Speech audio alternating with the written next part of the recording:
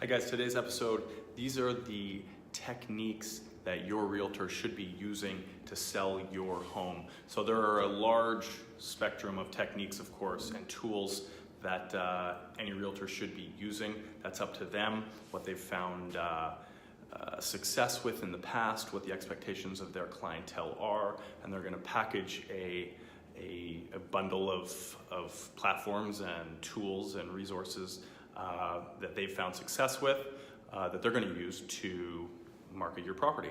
So these, we're just going through the key ones, some of the ones that we use, and some of the ones that are generally used in the industry. And then also, it's really catered to what we as realtors believe and have built a package on and built success with, in addition to what the seller's expectations are. So there's the traditional methods, which are mail. We will mail the neighborhood, for example, for looking for buyers for the product, your product, in and around your home or your building. A lot of the times we find success in friends of fellow owners in the neighborhood or in the building that want to get in, or know someone that want to get in. So more traditional aspects like that, more traditional aspects like advertising. We don't advertise in any print magazines anymore. Side of buses and bus benches. Always keep in mind when the agents are selling you, for lack of better words, on their marketing plan. That's the plan they recommend using to achieve success. They are highlighting what works for them. And keep in mind, what are they using to advertise themselves, and what are they using to directly advertise your property is a key thing and a key takeaway I think you need to always keep in mind when doing that. Again, relating to more traditional advertising like bus benches or my face on the side of a bus or anything like that. It's not advertising your property, it's advertising me, and to try and get me top of mind to, again, get in front of you as a listing agent, but not necessarily selling that product, your product directly. So print, the network is the biggest thing, obviously very traditional in the sense of how long has an agent been an agent for, what office are they in, how many agents are in their office, and how big their network is, not only of agents that they can put your listing out in front of, that are their own little network of, have their own little network each of buyers and potential buyers, but also does the agent work in the neighborhood? Does the agent have potential buyers that are searching for the neighborhood? Do you have specific buyers agents in your network of people that you know have a list of buyers for the neighborhood? Or specifically, are you picking a listing agent who has a network of people, buyers looking in the area because they specialize in the area that you have a home in? So that is big along the traditional side as well. I'd say the most important, really.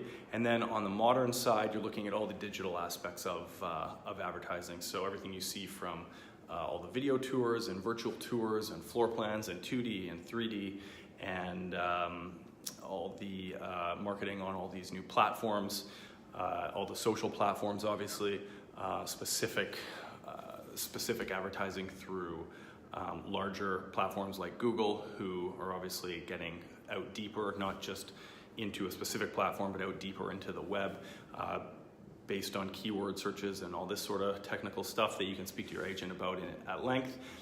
So you've got the traditional side of things, you've got the more modern side of things, and really who's the agent for you is the question at the end of the day. And what do you believe is most beneficial? Have you purchased real estate based on looking at YouTube and seeing a video before, or seeing an ad come up on Facebook, or getting a flyer in the mail?